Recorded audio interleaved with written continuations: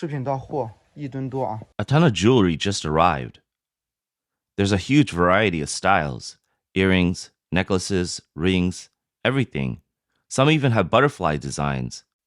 The price for a set is only 0.2 yuan. There's so much to choose from, so if you like what you see, come and grab it. Tons of stock available. A seller in Yiwu is also dealing with over 2 tons of ring inventory. The rings are stacked up in packaging, forming huge piles. In a jewelry wholesale market in Guangzhou, bags of gold-colored accessories fill entire rows of shelves, waiting for wholesalers to buy them. Guangzhou and Yiwu offer very cheap prices for items like bracelets and necklaces, attracting many buyers. Many pieces are sold in bulk, with prices ranging from just a few yuan to a couple hundred.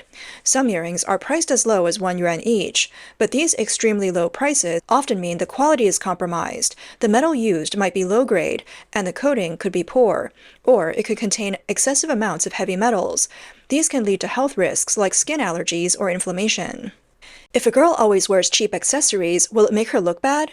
No, it won't make her look cheap. It could be dangerous. I saw a news story today, but hardly anyone is talking about it. Turns out that the jewelry we wear can actually be a slow poison, even cancer-causing. The earrings I looked at, marked as 925 silver, actually revealed yellow copper when scratched. What's worse, the sellers boldly claim they can stamp anything with a 925 mark, regardless of the material. It's clear the jewelry industry is risking our health for profit. I sent 8 pairs of earrings for testing, and 3 of them had nickel levels that were 61 times the safe limit.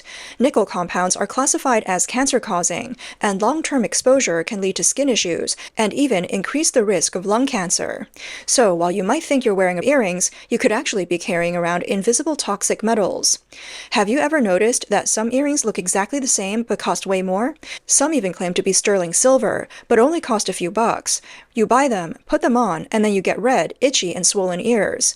You think it's just an allergy, or maybe you didn't take care of your ears, but the real issue is the earrings themselves.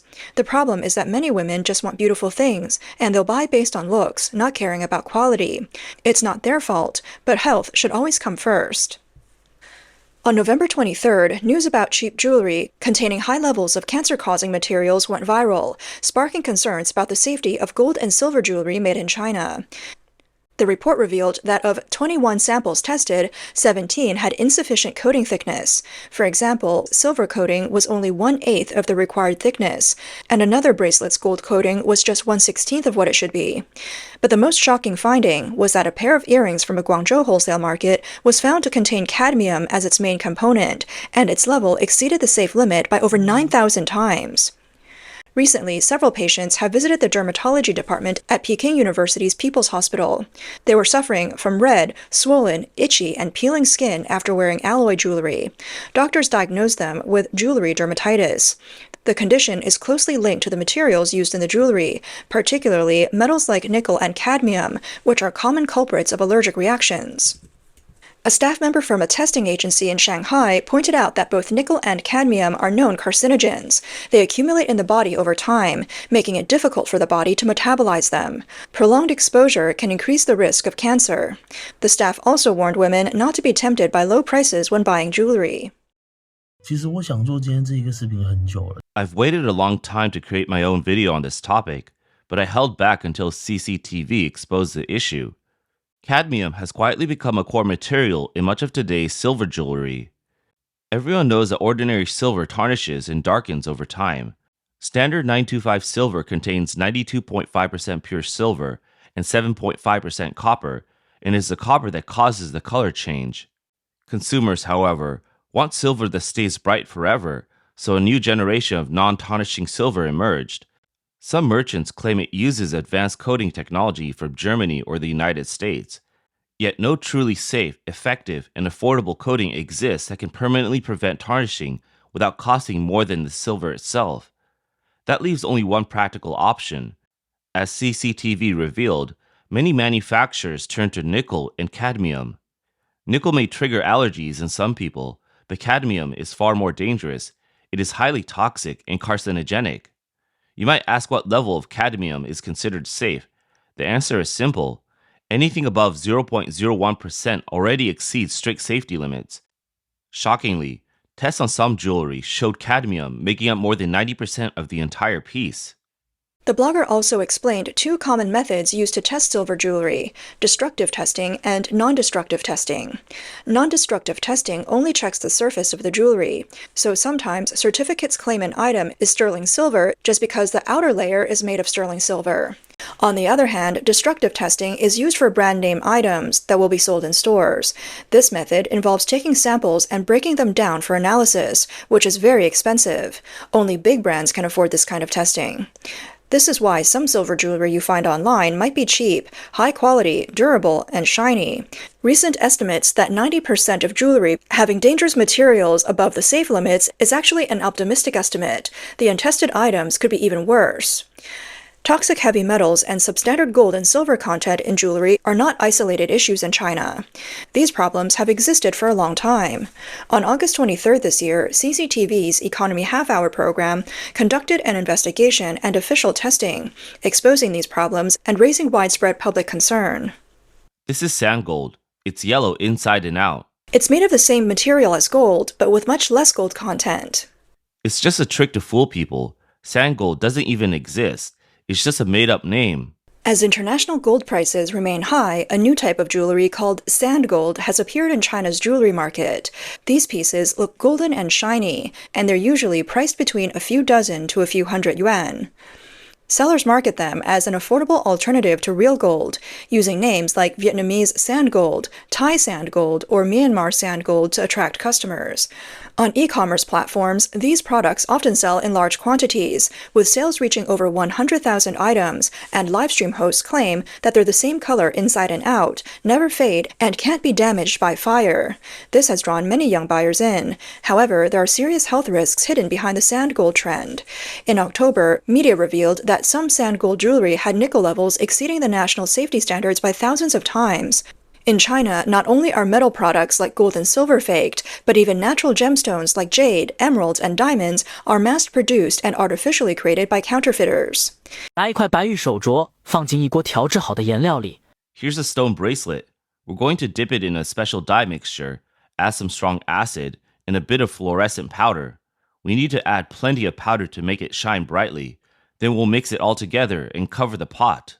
This video shows the process of stone acid washing and dyeing, which removes impurities from the stone with strong acid, then colors it to make the bracelet look more vibrant or even whiter.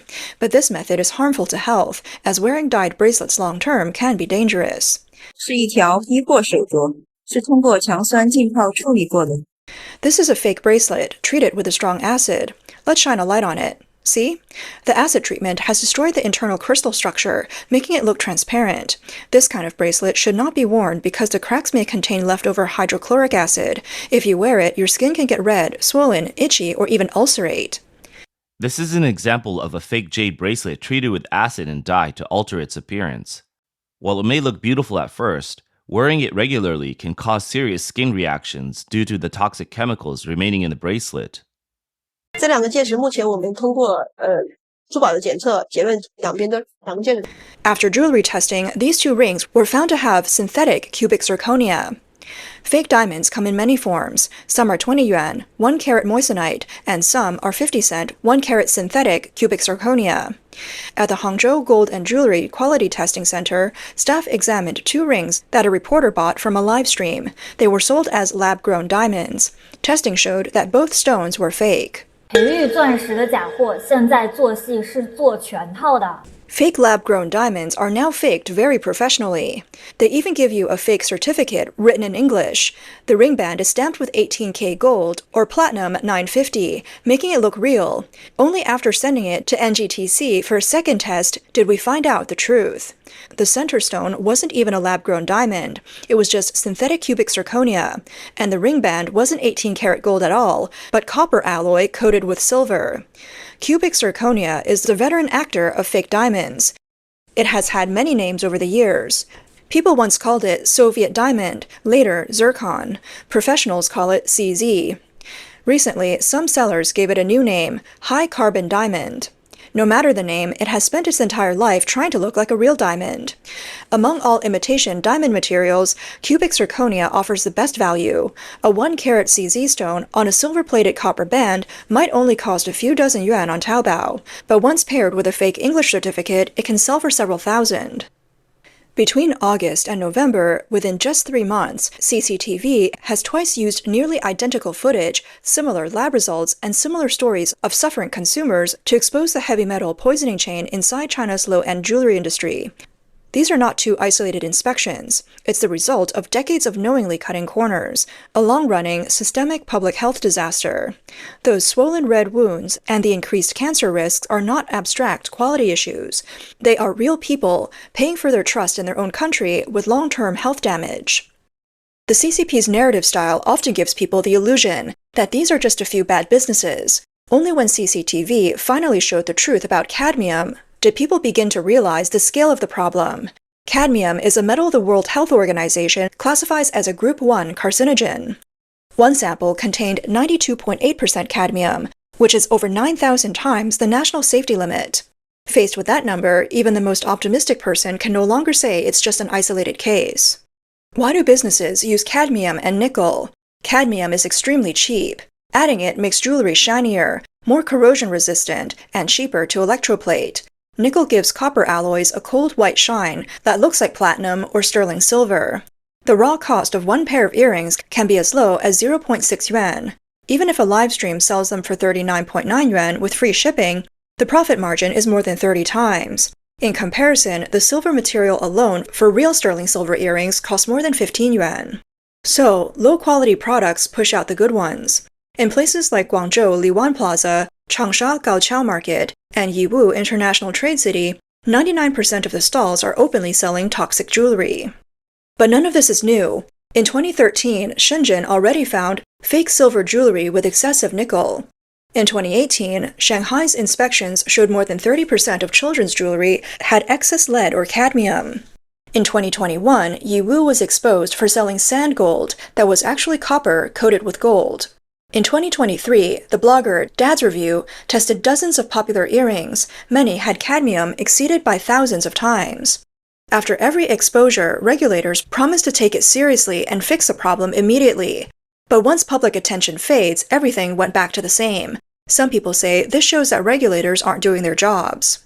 The national standards themselves have huge loopholes. The standard titled Limits for Harmful Elements in Jewelry only regulates the total amount of lead, cadmium, and nickel, but it doesn't set a strict upper limit for nickel release. It wasn't until 2016 that a recommended standard was introduced. However, this recommended standard has almost no real enforcement power. As a result, testing agencies can freely write in reports that nickel content meets the standard, but ignore the fact that the release level is over 100 times higher. This is because release levels aren't part of the mandatory testing requirements. But that explanation is only half right. The real problem, the fatal one, is the flawed logic and design of the entire regulatory system itself. Jewelry is considered a non-mandatory certified product. It doesn't need 3C certification or production license. Anyone with a 5,000 yuan small electroplating machine can start their own business at home. No environmental assessments, no pollution discharge permit, no qualifications required. In Yiwu, for example, dozens of sand gold factories are hidden in residential buildings on Beixia Road. During the day, they close the windows and hide, but at night, they secretly continue to produce. The wastewater is directly pumped into the drains, and regulators completely ignore it. E-commerce platforms only have the responsibility for formal review. As long as a seller uploads a fake quality inspection report from Yiwu, the platform considers the seller to have fulfilled their due diligence.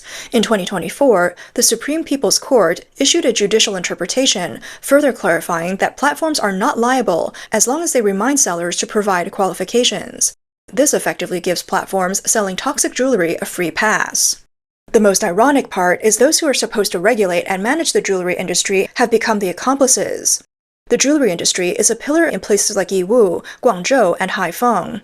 It contributes huge tax revenues and creates many jobs. In 2024, the jewelry category in Yiwu's small commodity market was worth over 80 billion yuan. How could the local government truly take action against this industry? Earlier this November, the Shanghai Market Supervision Bureau conducted spot checks on jewelry from 28 businesses across 13 districts, testing 50 batches from 19 brands. Among these, 8 batches failed. 3 had cadmium levels above the limit. 2 had excess nickel, and 2 had excess lead. These businesses were ordered to stop selling the products, but we didn't see any national effort to clean up the market or launch enforcement actions to address the issue nationwide. In China, public health is not protected by the system, nor is it something media occasionally raises awareness about. Serving the people has always been political branding for the CCP, allowing inferior products to continuously flood the market and turning a blind eye to the harm they cause is typical of the CCP's operations. To them, the Chinese people are just walking organ banks and endless sources of profit.